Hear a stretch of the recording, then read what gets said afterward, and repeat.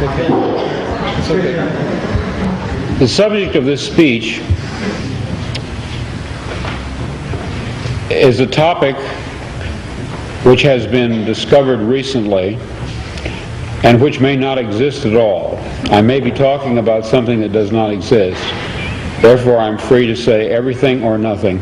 I, in my stories and novels, often write about counterfeit worlds, semi-real worlds, as well as deranged private worlds, inhabited often by just one person, while meantime the other characters either remain in their own worlds throughout or are somehow drawn into one of the peculiar ones. This theme occurs in the corpus of my 27 years of writing. At no time did I have a theoretical or conscious explanation for my preoccupation with these pluriform pseudo-worlds, but now I think I understand. What I was sensing was the manifold of partially actualized realities lying tangent to what evidently is the most actualized one, the one which the majority of us, by consensus gentium, agree on.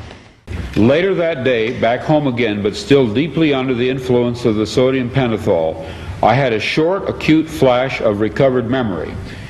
Then, in mid-March, a month later, the total body of memories, intact and entire, began to return.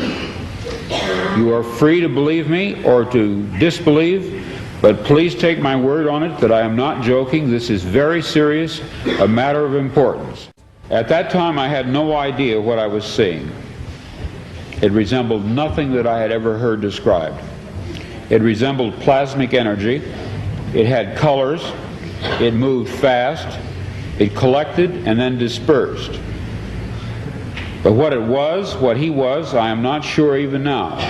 In other words, it's a common theme in my writing that a dark-haired girl shows up at the door of the protagonist and tells him that his world is delusional, that there's something false about it. Well, this did finally happen to me. I even knew that her hair would be black. I had an actual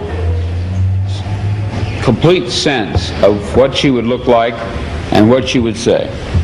She did appear. She was a total stranger, and she did inform me of this fact, that some of my fictional works were in a literal sense true.